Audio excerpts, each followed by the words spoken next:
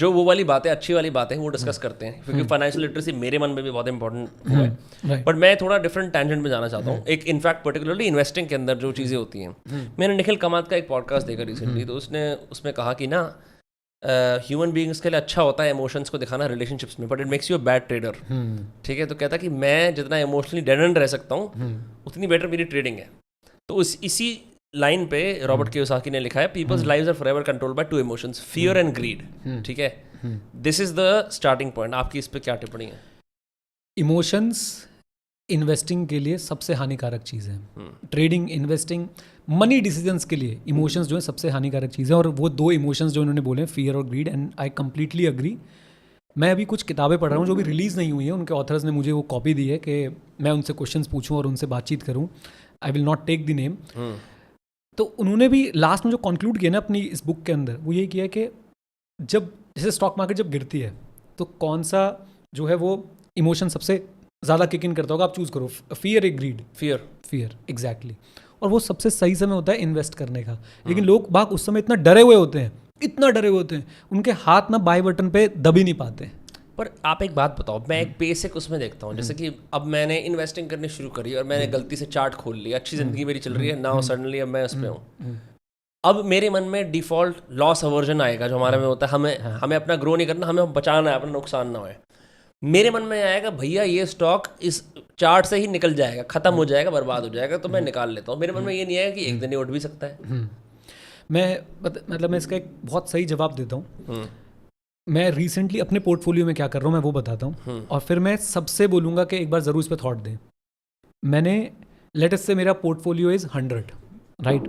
तो out of 100 I have shifted 80 into mutual funds. सिर्फ remaining 20 है जो स्टॉक्स में रह गया। क्यों? जो मेरे पोर्टफोलियो का साइज था, मेरे लिए उसे मैनेज करना इम्पॉसिबल हो गया था कि मैं सारे स्टॉक्स पे ध्यान रख पाऊँ, और मैं डिसीजंस लेने में बहुत ज़्यादा दिक्कत में आ रहा था, क्योंकि अमाउंट बहुत बड़ा इन्वॉल्व हो गया था, स्टेक्स बहुत ज़्यादा इन्वॉल्व हो गए थे, और मुझे डिसीजन लेने में बड़ा डर लगता था कि ये मेरा डिसीजन सही रहेगा या नहीं रहेगा। और वो डिसीजन फटीग ना मेरे प्रोफेशन पे दिखने लग गया था। अच्छा, आपसे एक ही बात पूछता हूँ डिसीजन के बारे में। जब आपको कोई स्टॉक का डिसीजन लेना होता है तो आप टाइम और स्पेस क्लियर करते हो, या मतलब टाइम एंड स्पेस एज इन मैं फोकस होकर बैठने की मतलब आप कोशिश करते हो कि अब मैं एक स्टॉक पर डिसीजन लेने वाला हूँ, मैं खाना वाना खा लेता हूँ, ढंग से बैठ जाता हूँ 2-3 घंटे, मतलब क्योंकि it can change your like in your money, right? Literally exactly. मैं इसको ऐसे जवाब देना चाहूँगा कि इन्हीं सब चीज़ों से बचने के लिए I have shifted to mutual funds.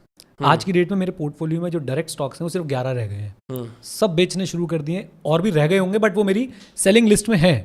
आज या कल या परसों या कमिंग वीक में I will sell them, right? और वो डिसीजन लेते समय मैं कुछ सोचूंगा नहीं, क्योंकि मैंने मन बना लिया है कि भाई मैं अब इनकेपेबल हूँ कि मैं इतना बड़ा पोर्टफोलियो अकेले मैनेज कर पाऊँ।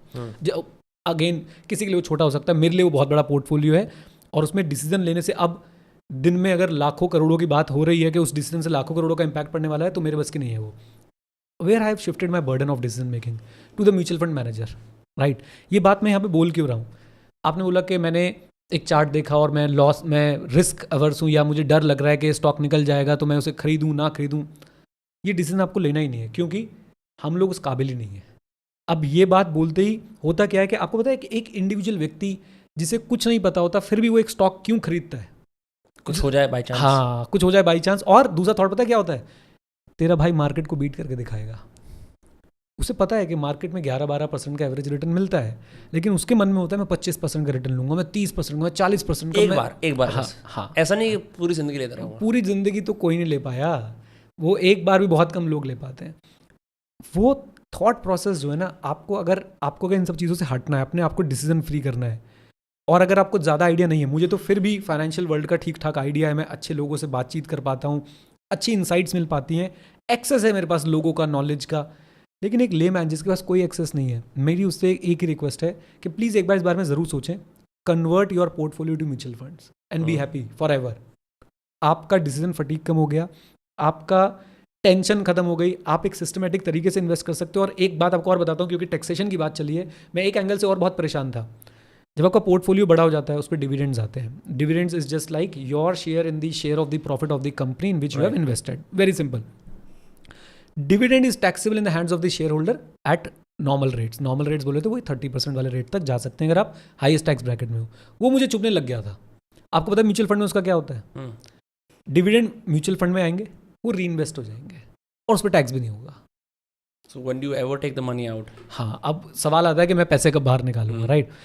It depends. आपका कोई गोल है, उस गोल के लिए निकाल सकते हो। आपका रिटायरमेंट कॉर्पस है, पढ़ा रहने दो उसको। आपको पैसों की ज़रूरत है, कुछ इन्वेस्ट करना है और आपका म्यूचुअल फंड में अच्छे खासे रिटर्न्स निकल रहे हैं, आप तब विड्रॉ कर सकते हो।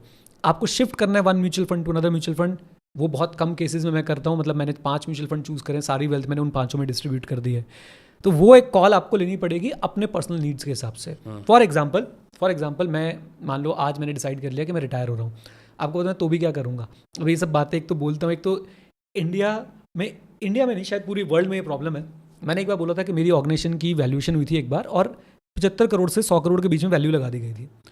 तो कुछ लोगों ने मेरे ऊपर इतना डिस्ट्रस्ट दिखाया कि कैसे तुम्हारी ऑर्गेनाइजेशन की वैल्यू इतनी कैसे हो सकती है। लेकिन यही बात वो शार्क टैंक इंडिया के किसी शार्क से सुनेंगे तो हाँ हो सकती है। तो उनके द गाय नेक्स्ट डोर कुछ कर रहा है, वो बर्दाश्त नहीं है, राइट? मैं उस कॉन्टेक्स्ट में क्यों बोल रहा हूँ कि जो अमाउंट मैंने कॉर्पस का अपना भी बना लिया है, मैंने आज बैठ के कैलकुलेशन करी और बहुत सिंपल कैलकुलेशन है। Again guys, this is not about me, मैं आप कह रहा हूँ कि आप भी कर सकते हो। एक एग्जांपल देने की कोशिश कर रहा हूँ।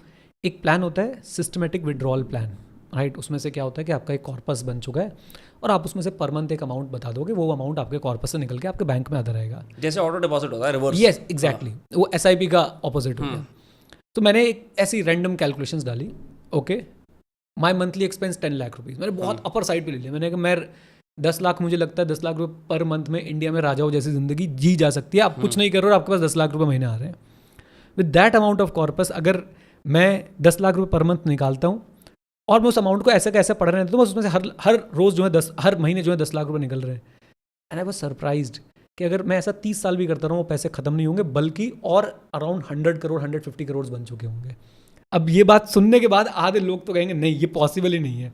मेरा एक बहुत अच्छा दोस्त है, बनिया है, वो सिंगल लगाता है, वो अपने नाम के आगे सिंगल है वो, तो वो बड़ा तेज होते हैं लोग कैलकुलेशन में। And one of my best friend, and बनिया, मैं फिर रिपीट करूंगा, बनिया होना कोई बुरी बात नहीं है। बनिया एक वो व्यक्ति होता है जो अपने पैसे को बड़े जुडिशियसली यूज़ करता है, राइट? एक कंपैरिजन बननी चाहिए, सर डिफेंडिंग बनिया 4 पॉडकास्ट में नॉन स्टॉप।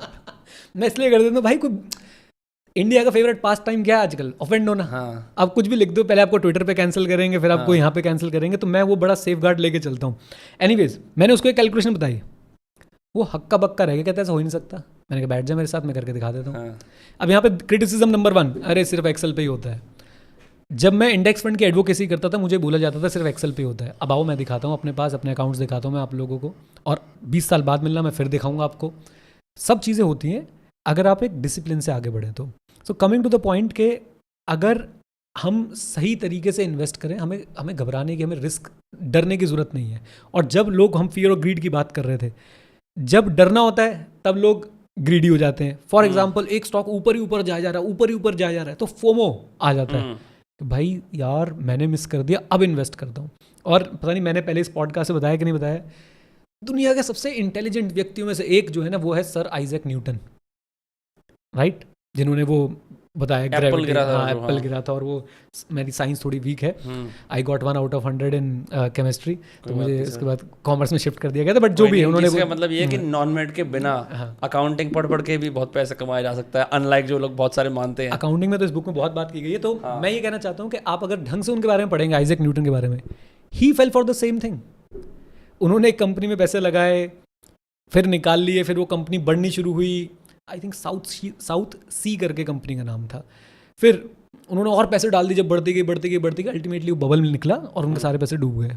सोच रहे हो कि आइजैक न्यूटन, जो इंटेलिजेंट, जिसका IQ बहुत ही ज़्यादा होगा, वो ऐसे चीज़ों में फंस जाते हैं, वो ग्रीड और फियर से नहीं बच पाए। तो आप और हम है ही क्या? यहाँ पे जो निखिल कामत की आपने बात रेफर करी, I think that is very appropriate. आपको अपने प्रोसेस पे विश्वास होना चाहिए कि okay, I have selected this mutual fund, this was the process, I have checked everything, चाहे वो क्वांटिटेटिवली था या क्वालिटेटिवली था।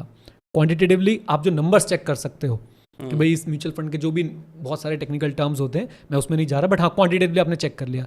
क्वालिटेटिवली आपने उसकी फंड मैनेजर के बारे में चेक कर लिया कि ओके ये फ्रॉड लोग नहीं है, इनका पास्ट ट्रैक रिकॉर्ड अच्छा है।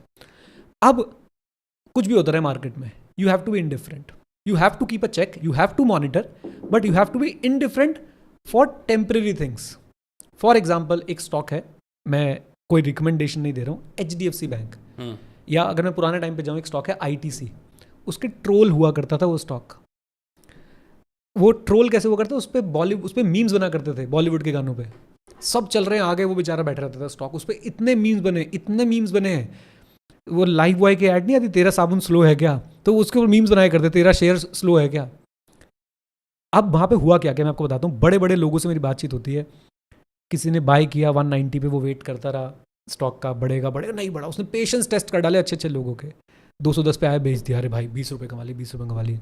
आज वो स्टॉक 490 रुपये तक गया है, और उस स्टॉक का डिविडेंड अगर मैं 2020 से बात करूं तो if I am not wrong 45-50 रुपये का तो डिविडेंड आ चुका है वापस। यानी अगर किसी ने 190 रुपये का बाय कर रखा है वो स्टॉक, उसे 45 रुपये तो डिविडेंड में वापस आ गए। और जो कैपिटल एप्रिसिएशन हुई है वो अलग। लेसन क्या है यहाँ पे, अंडरलाइंग लेसन क्या है? ऐसा भी HDFC बैंक के साथ हो रहा है। Again this is not a buying और selling advice at all, please ये काम मत कीजिएगा। HDFC बैंक को आप देख लो, 2 साल से वो धक्के खा रहा है वो बैंक का जो स्टॉक है। एंड कैन यू गेस कि उसने कितने ब्रांचेस खोले होंगे लास्ट 1 ईयर में? 405 1400। मैं तो रैंडम नंबर बोला, आपने तो बहुत ऊपर का नंबर 1400 ब्रांचेस ऑन रिकॉर्ड खोले हैं उसने। अब आप लगा लो, डिवाइड बाय 365 भी कर लो, कायदे से तो हमें divide by Saturday Sunday exclude करके करना चाहिए, राइट? तो पर डे कितनी ब्रांचेस खोल रहा है एक बैंक, आप उसके फाइनेंशियल्स उठा के देखो कि वो किस, मतलब पता है क्या है, आप और मैं 20% से ग्रो करें ना, कोई बहुत बड़ी बात नहीं, बल्कि हम नालायक है अगर हम 20% से ग्रो कर रहे हैं तो, क्योंकि हमारे पास ना बेस छोटा है। आप 1 करोड़ से अगले साल 2 करोड़ टर्न करोगे। अभी मेरे मन में स्लो मैंने मैथ्स करा, almost 4 point something bank daily के खोले उन्होंने पूरे साल में। यस और डेली के एग्जैक्टली। आप एक बार उसकी मार्केट कैप चेक करना, मैं सबको होमवर्क दे रहा हूँ, बल्कि कमेंट बॉक्स में बताएं, उसकी मार्केट कैप बताएं HDFC बैंक की, ईयर ऑन ईयर वो कितने % से ग्रो कर रहा है। एक फिगर मैं आपको देता हूँ, मान लो 10,000 करोड़ का उसका जो है वो लोन अकाउंट का बुक है, वो ईयर ऑन ईयर उस पर 20% से ग्रो करता